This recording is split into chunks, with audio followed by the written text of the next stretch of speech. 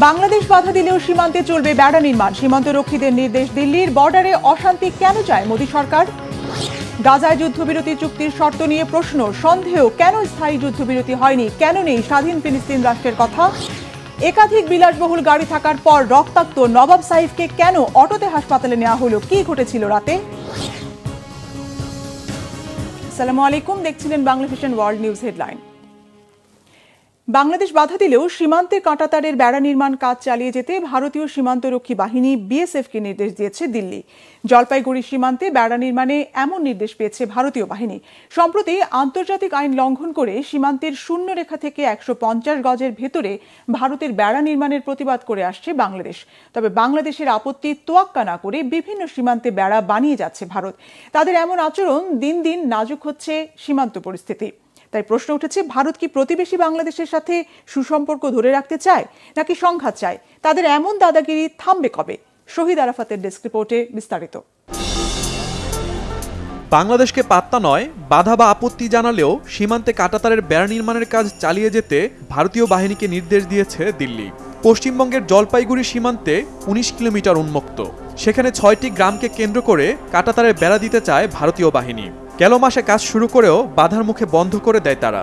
বাংলাদেশের দাবি, সীমান্তের শূন্যরেখার ১৫০ গজের ভেতরে ভারত বেড়া নির্মাণ করায় বাধা দিয়েছিল বাংলাদেশের সীমান্তরক্ষী বাহিনী বিজিবি। শুধু জলপাইগুড়ি না, এমন বেশ কিছু এলাকায় বেড়া নির্মাণ নিয়ে সম্প্রতি মুখোমুখি অবস্থানে যায় বাংলাদেশ ও ভারত। চলে ব্যাপক উত্তেজনা। এখনও সীমান্ত পরিস্থিতি থমথমে। আন্তর্জাতিক আইন লঙ্ঘন করে বিনা অনুমতিতে ভারতের বেড়া নির্মাণ বা অবকাঠামো নির্মাণের মতো আচরণ বাংলাদেশ সরকার সহ্য করবে না বলে সাফ জানিয়ে দিয়েছে ঢাকা। তবে বাংলাদেশের আপত্তির তোয়াক্কা না করে সীমান্তে দাদাগিরি চালাতে চায় মোদী সরকার। পশ্চিমবঙ্গ, আসাম, ত্রিপুরা এবং মিজোরাম রাজ্যসহ ভারতের সাথে ৪,০৯৬.৭ কিলোমিটার সীমানা রয়েছে বাংলাদেশের। এর মধ্যে ৩,২৭১ কিলোমিটারে কাঁটাতারের বেড়া দিয়েছে ভারত, বাকি আছে প্রায় ৯০০ কিলোমিটার। আন্তর্জাতিক আইন অনুযায়ী সীমান্তে শূন্য লাইনের ১৫০ গজের মধ্যে কোনো দেশ বেড়া বা কোনো অবকাঠামো নির্মাণ করতে অন্য দেশের অনুমতি নিতে হয়। এ বিষয়ে সুস্পষ্ট বিধিনিষেধ রয়েছে। তবে এই আইন তোয়াক্কা করছে না ভারত। এরই মধ্যে সীমান্ত আইন না মেনে ১৬০টি স্থানে বেড়া দিয়েছে ভারত। আরও ৭৮টি স্থানে ঝামেলা রয়ে গেছে।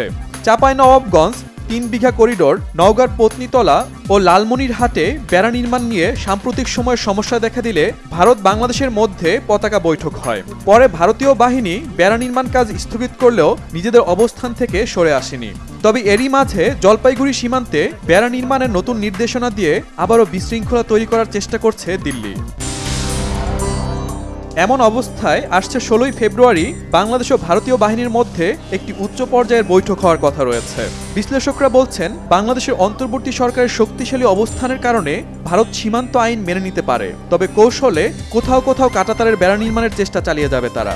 বাংলাদেশের কঠোর অবস্থান ছাড়া সীমান্তে ভারতের দাদাগিরি বন্ধ করা সম্ভব নাও হতে পারে বলে মনে করছেন আন্তর্জাতিক বিশ্লেষকরা। Shahid Arafat, Bangla Vision news desk.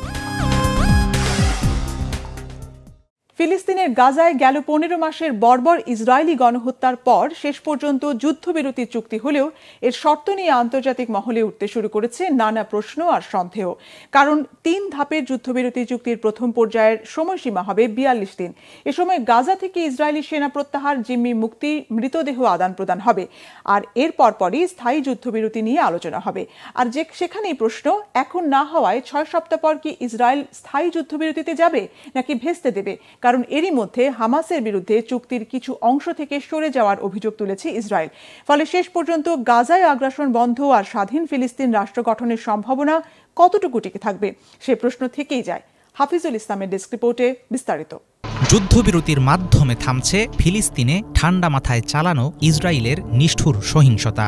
মৃত্যুর জনপদ অবরুদ্ধ গাজা উপত্যকায় ফিরছে প্রাণের জোয়ার। তেল আবিব ও স্বাধীনতাকামী যোদ্ধাদের মধ্যকার সংঘাত বন্ধে সমঝোতার ফলে নতুন করে খুলছে ইসরায়েলি জিম্মি ও ফিলিস্তিনি বন্দি বিনিময়ের পথ।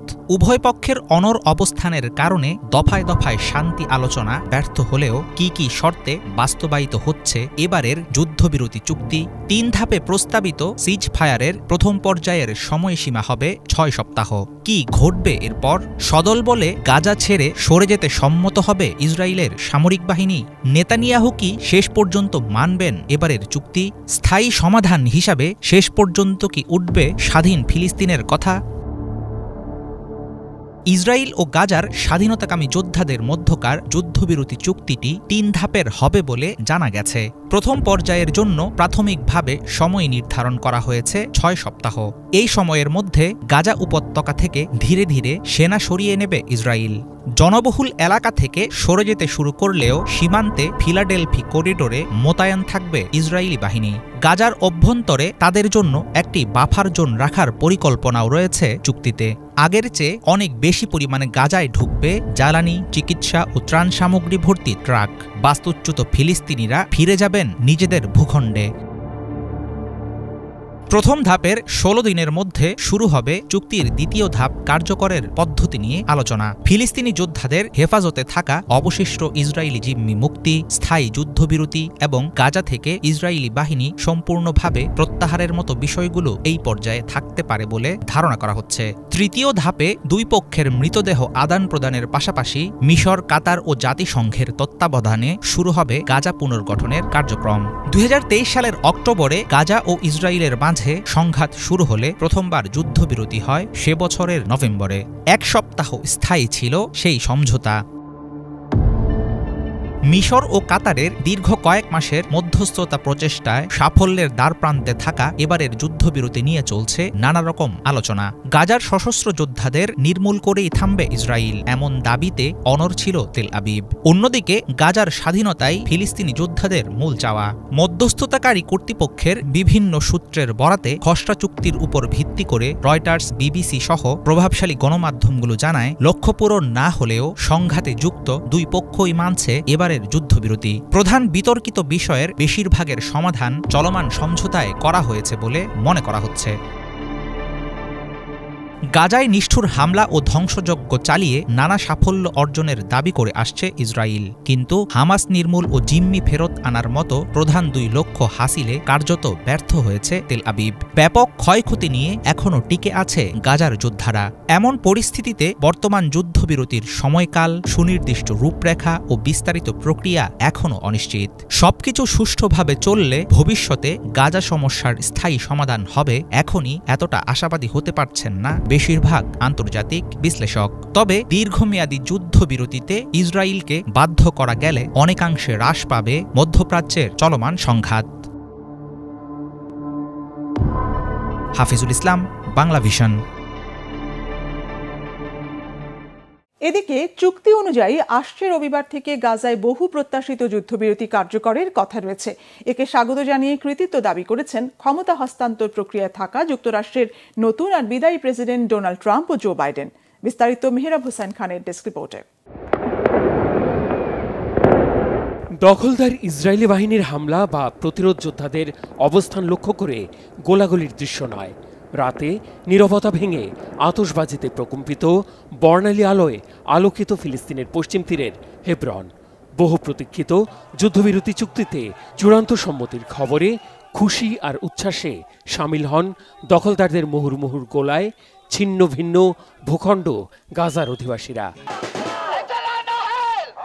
আনন্দ, উদ্বেগ আর বিক্ষোভের মিশ্র প্রতিক্রিয়া দেখা গেছে ইসরায়েলের রাজধানী তেল আবিবে। হয়েছে সরকার বিরোধী বিক্ষোভ, ধীর স্থির ছিলেন পরিণতি নিয়ে সন্দেহান গাজায় জিম্মিদের স্বজনরা। কাতারের রাজধানী দোহায় সংবাদ সম্মেলনে যুদ্ধবিরতির প্রত্যাশিত সুখবর দেন কাতারের প্রধানমন্ত্রী শেখ মোহাম্মদ আব্দুল রহমান আল থানি। চুক্তির শর্ত অনুযায়ী প্রথম ধাপে বেসামরিক নারী, সেনাবাহিনীর নারী সদস্য, শিশু, বৃদ্ধ, অসুস্থ আর আহত ৩৩ জন ইসরায়েলি জিম্মিকে মুক্তি দেবে হামাস। বিনিময়ে কারাবন্দী আর আটক ফিলিস্তিনিদের মুক্তি দেবে ইসরায়েল। এদিকে যুদ্ধবিরতি চুক্তির মূল কারিগর নিজেকে বলে দাবি করেছেন মার্কিন প্রেসিডেন্ট জো বাইডেন। বলেছেন, যুদ্ধবিরতির সুনির্দিষ্ট রূপরেখা ২০২৪ সালের ৩১ মে জাতিসংঘের নিরাপত্তা পরিষদে তুলে ধরেছিলেন। 8 বছর ধরে আমার প্রশাসনের একটানা মধ্যস্থতার পর ইসরায়েল আর হামাসের মধ্যে অস্ত্রবিরতি এবং জিম্মি মুক্তির চুক্তি হয়েছে। এই প্রস্তাবগুলি আমি গত বছরের মে মাসে বিস্তারিতভাবে তুলে ধরেছিলাম। এই পরিকল্পনাটি আমার রাজনৈতিক দলে তৈরি এবং আগামী প্রশাসনই মূলত এর বাস্তবায়ন করবে। নবনির্বাচিত মার্কিন প্রেসিডেন্ট ডোনাল্ড ট্রাম্প নিজের সামাজিক মাধ্যম ট্রুথ সোশ্যালে প্রতিক্রিয়া দিয়ে নিজের অবদানের ঢোল পিটিয়েছেন। বলেছেন তিনি আবার মার্কিন প্রেসিডেন্ট নির্বাচিত হওয়ার কারণে মহাকাব্যিক এই যুদ্ধবিরতি পরিণতির মুখ দেখেছে।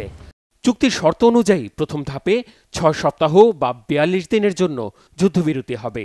এই সময়ে 33 জন জিম্মিকে মুক্তি দেবে হামাস। প্রতি একজন নারী সেনা সদস্যের বিনিময়ে 50 আর বেসামরিক ইসরায়েলির বিনিময়ে 30 জন ফিলিস্তিনিকে মুক্তি দেবে ইসরায়েল।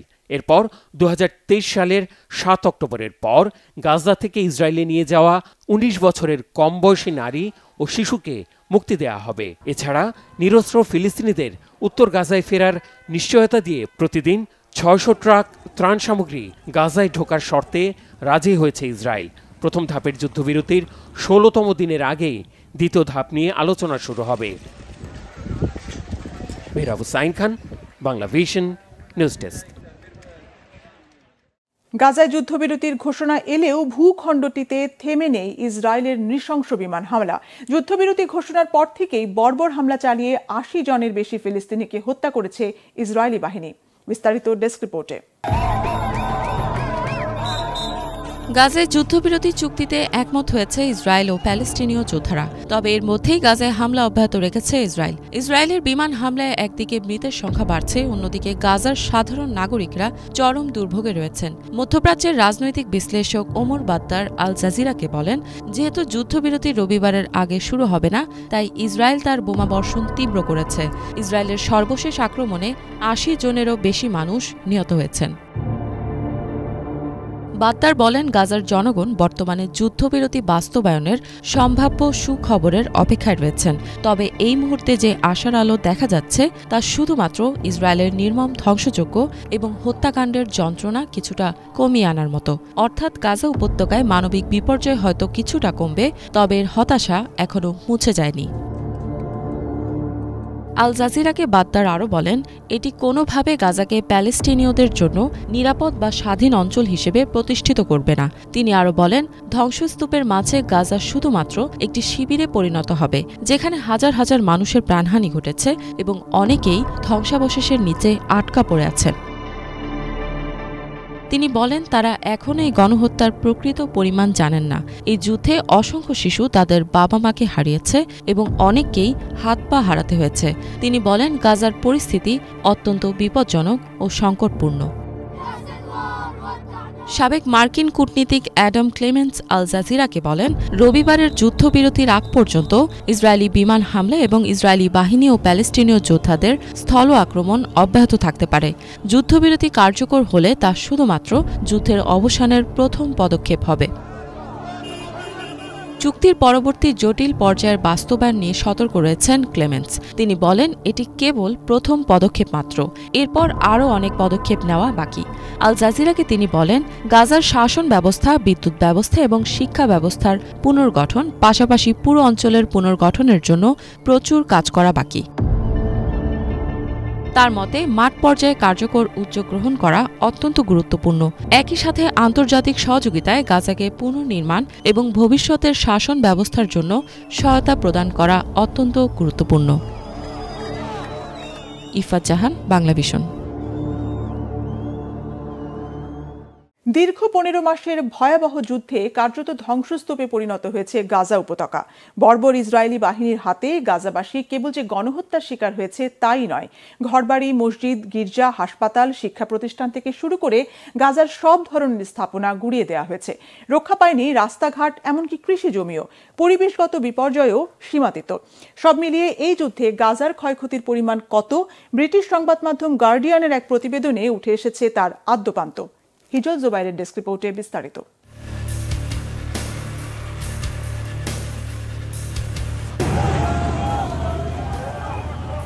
2023 সালের 7 অক্টোবর ইসরায়েলি সীমানা পেরিয়ে হামাসের ভয়াবহ হামলার প্রতিক্রিয়ায় ইসরায়েল গাজার ওপর যে নির্মম যুদ্ধ চাপিয়ে দেয় তা সর্বোচ্চ কয়েক সপ্তাহ ধরে চলতে পারে।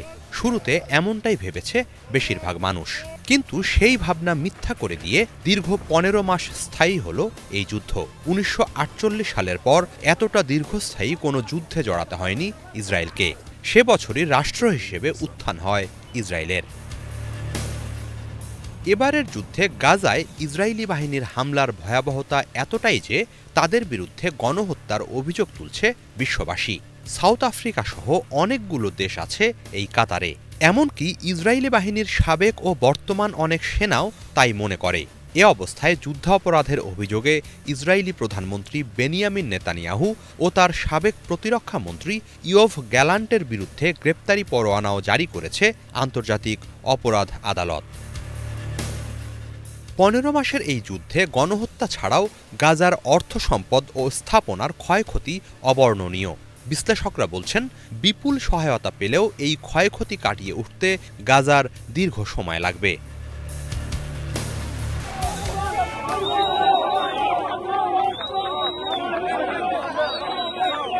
অবশেষে যুদ্ধবিরতি আসছে গাজায়। রোববার থেকে এটি কার্যকর হওয়ার কথা। গাজার প্রশাসনিক তথ্যের বরাত দিয়ে আল জাজিরার সর্বশেষ তথ্য বলছে, গত 15 মাসের যুদ্ধে ইসরায়েলি বাহিনীর নৃশংস হামলায় গাজায় অন্তত 46,700 মানুষ প্রাণ হারিয়েছে। আহত অন্তত 1,10,250, যাদের 1/4 স্থায়ীভাবে পঙ্গু, দগ্ধ বা মস্তিষ্কে গুরুতর আঘাত পাওয়া। গার্ডিয়ানের তথ্য মতে এই যুদ্ধে গাজার প্রায় 2% মানুষ প্রাণ হারিয়েছে। নিহতদের মধ্যে শিশুর সংখ্যাই 13,000-এর বেশি। সদ্যজাত শিশু থেকে শুরু করে সর্বোচ্চ 101 বছর বয়সী বৃদ্ধের মৃত্যু রেকর্ড করা হয়েছে। গার্ডিয়ান বলছে, এই যুদ্ধে গাজায় প্রকৃত হতাহত আরও অনেক বেশি। আনুষ্ঠানিকভাবে কেবল বোমা ও বুলেটে নিহত ও যেসব লাশ উদ্ধার করা গেছে সেগুলোকে তালিকাভুক্ত করা হয়েছে। বিমান হামলায় নিহত প্রায় 11,000 মানুষ বিভিন্ন ভবনের নিচে চাপা পড়েছে বলে ধারণা করা হচ্ছে। দরকারি সরঞ্জামের অভাবে তাদের মরদেহ উদ্ধার করা সম্ভব হয়নি। চলতি মাসে প্রকাশিত একটি গবেষণাপত্রের বরাতে গার্ডিয়ানের প্রতিবেদনে বলা হয়েছে, এই যুদ্ধে গাজায় প্রকৃত প্রাণহানির সংখ্যা 70,000-এরও বেশি। কেবল হামলায় নয়, যুদ্ধে সৃষ্ট ক্ষুধা, চিকিৎসা ও বাসস্থানের অভাব, সংক্রামক রোগের দ্রুত বিস্তার ও স্বাস্থ্য ব্যবস্থার বিপর্যয়ে অনেক মানুষের মৃত্যু হয়েছে।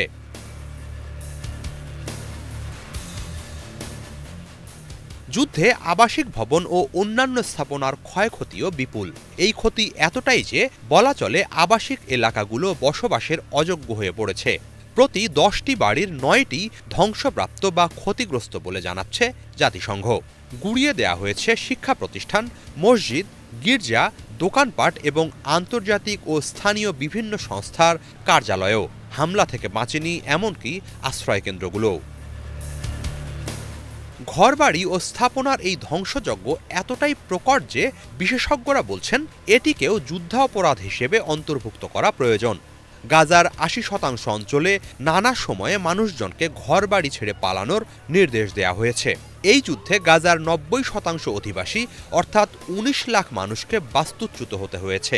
এদের মাঝে অনেককেই বাধ্যতামূলকভাবে একের পর এক অঞ্চল থেকে তাড়িয়ে দেয়া হয়।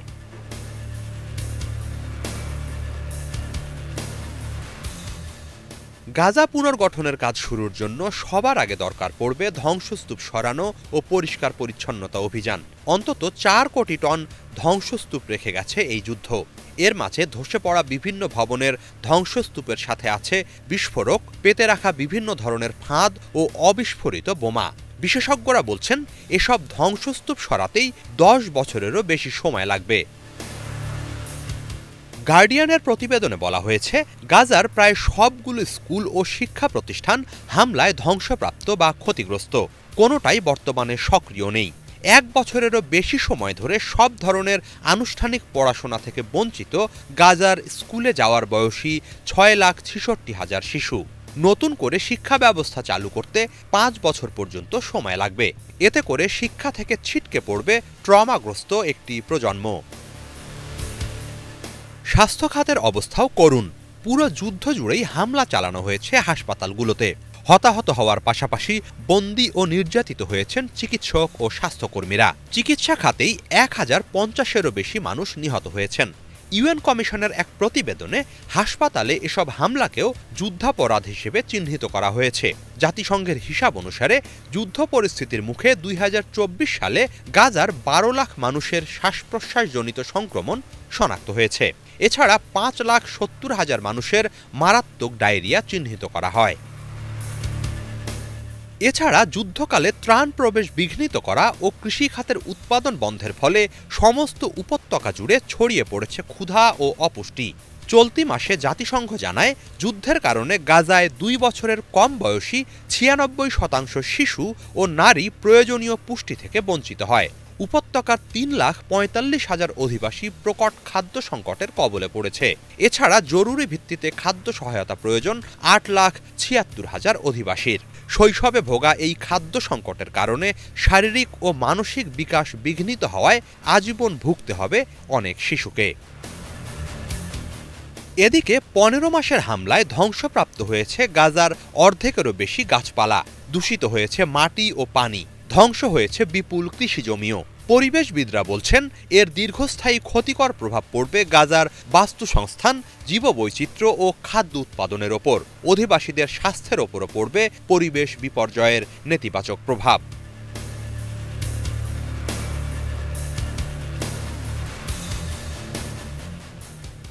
গার্ডিয়ানের প্রতিবেদনে জানানো হয়, গাজার 40%-এরও বেশি কৃষিজমি ক্ষতিগ্রস্ত হয়েছে। গত বছরের আগস্ট নাগাদ সেখানকার 54টি জলাধারের মধ্যে 31টি ধ্বংস করা হয়। এছাড়া বিস্ফোরক ও আগুনের ফলে বিষাক্ত হয়েছে মাটি ও পানি। যুদ্ধের প্রথম সপ্তাহে বিদ্যুৎ ও রাসায়নিক সরবরাহ বন্ধ করে দেয়ায় গাজার পয়ঃনিষ্কাশন ব্যবস্থাও ভেঙে পড়ে। এতে করে বর্জ্য উপচে দূষিত হয়েছে সাগর ও ভূগর্ভস্থ পানির স্তর। এসবের বাইরেও আরও অনেক প্রত্যক্ষ ও পরোক্ষ ক্ষয়ক্ষতি তৈরি করেছে এই যুদ্ধ।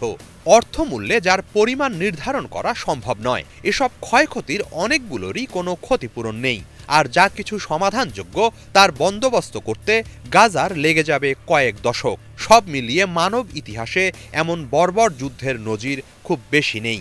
প্রজন্মের পর প্রজন্ম গাজাবাসীকে ভুগতে হবে এই যুদ্ধের ভয়াবহতার জন্য। হিজল জোবায়ের, বাংলা ভিশন। গুরুতর আহত অবস্থায় রক্তাক্ত বলিউড তারকা ছোটে নবাব সাইফ আলী খানকে মধ্যরাতেই অটোতে করে হাসপাতালে নিয়ে গিয়েছিল তার ছেলে। একাধিক বিলাসবহুল গাড়ি থাকা সত্ত্বেও কেন নবাবকে অটোয় করে হাসপাতালে নিয়ে যাওয়া হলো, উঠেছে প্রশ্ন। একই সঙ্গে প্রশ্ন উঠেছে, হামলাকারীরা কি ডাকাতির উদ্দেশ্যেই সেখানে গিয়েছিল, নাকি পেছনে রয়েছে অন্য কোনো কারণ? জানা গেছে, গাড়ির চালকদের ঘুম থেকে ওঠাতে অনেকটা দেরি হয়ে যেত, তাই অটোতে নেওয়া হয়েছে। হাসপাতালে সফল অস্ত্রোপচারের পর এখন শঙ্কামুক্ত আছেন সাইফ আলী খান। ডেস্ক রিপোর্টে আরো জানাচ্ছেন ইমরান মাহমুদ। গভীর রাতে নিজ বাসায় ছুরিকাঘাতে আহত হয়েছেন বলিউড অভিনেতা সাইফ আলী খান। ভারতীয় বেশ কিছু গণমাধ্যমের বরাতে জানা যায়, 15 জানুয়ারি দিবাগত রাত আনুমানিক 2টার দিকে হামলা চালানো হয় এই তারকার বাসায়। প্রাথমিকভাবে পুলিশ ধারণা করছে ডাকাতির উদ্দেশ্যে হতে পারে এই হামলা। আসলেও কি তাই, নাকি পেছনে রয়েছে অন্য কারণ? ভারতীয় সংবাদ মাধ্যম হিন্দুস্তান টাইমসের প্রতিবেদন অনুযায়ী, পরিবারের সাথে মুম্বাইয়ের বান্দ্রায় সদ্গুরু শরণ বিল্ডিং নামের একটি বাড়িতে থাকতেন সাইফ আলী খান, তার স্ত্রী বলিউড অভিনেত্রী কারিনা কাপুর খান ও তাদের 2 সন্তান। প্রাথমিকভাবে জানা গেছে, দুর্বৃত্তরা যখন ওই বাড়িতে ঢোকে সে সময় বাড়ির সবাই গভীর ঘুমে ছিলেন। বাড়ির ভেতরে শব্দ পেয়ে সবাই উঠে পড়লে সেখান থেকে পালিয়ে যায় দুর্বৃত্তরা। যাওয়ার আগে মারাত্মকভাবে আহত করে যায় সাইফ আলী খানকে। গণমাধ্যমটি আরও জানায়, ঘটনার তদন্তে ইতিমধ্যেই মাঠে নেমেছে বান্দ্রা পুলিশ। এ প্রসঙ্গে এক পুলিশ কর্মকর্তা সংবাদ মাধ্যমকে বলেন, সাইফ আলী খান লীলাবতী হাসপাতালে চিকিৎসাধীন। এটা স্পষ্ট নয় যে তাকে ছুরি দিয়ে কোপানো হয়েছে নাকি ডাকাতের সঙ্গে ধস্তাধস্তির জেরে তিনি আহত হয়েছেন। বিষয়টি তদন্ত করে দেখা হচ্ছে। একই সঙ্গে এই ঘটনার তদন্ত করছে মুম্বাই ক্রাইম ব্রাঞ্চ। হিন্দুস্তান টাইমসের আরও একটি প্রতিবেদন অনুযায়ী, মুম্বাই লীলাবতী হাসপাতালে 2.5 ঘন্টা অস্ত্রোপচার চালানো হয় সাইফের ওপর। এর আগে আহত অভিনেতাকে রক্তাক্ত অবস্থায় উদ্ধার করে হাসপাতালে ভর্তি করা হয়। অস্ত্রোপচারের পর বিপদমুক্ত আছেন সাইফ আলী খান। তাকে আইসিইউতে স্থানান্তরিত করে রাখা হয়েছে পর্যবেক্ষণে। সার্জারিতে সাইফের শরীর থেকে প্রায় 2 থেকে 3 ইঞ্চি লম্বা একটি ধারালো বস্তু বের করা গেছে। চিকিৎসকরা মনে করছেন ওটা ছুরিরই ভাঙা অংশ। লীলাবতী হাসপাতালের পক্ষ থেকে আগেই জানানো হয় অভিনেতার শরীরে 6টি ক্ষত রয়েছে, এর মধ্যে 2টি ক্ষত গভীর বলে জানানো হয়। সাইফ শিরদাঁড়ার কাছেও আঘাত পেয়েছে বলে জানায় হাসপাতাল কর্তৃপক্ষ। হামলায় সাইফ আলী খান আহত হলেও নিরাপদে আছেন তার স্ত্রী কারিনা কাপুর খান ও 2 সন্তান। পুলিশ জানায় হামলাকারী হামলার পর পালিয়ে যায় এবং তাকে ধরার সর্বোচ্চ চেষ্টা চালিয়ে যাচ্ছে মুম্বাই ক্রাইম ব্রাঞ্চ। পুলিশের পক্ষ থেকে প্রাথমিকভাবে দাবি করা হচ্ছে ডাকাতির উদ্দেশ্যেই এই হামলা চালানো হয়েছে। তবে সামাজিক যোগাযোগ মাধ্যমে বিভিন্ন মত প্রকাশ করছেন নেটিজেনরা। অনেকেই দাবি করছেন ধর্মীয় পরিচয়ের কারণেই তার উপর এই হামলা। যদিও এসবের কোনো সত্যতা পায়নি পুলিশ, তবে হামলার মূল কারণ হয়তো জানা যাবে অপরাধী ধরা পড়লে। ইমরান মাহমুদ, বাংলা ভিশন। এই ছিল আজকের মতো, সাথে থাকায় ধন্যবাদ।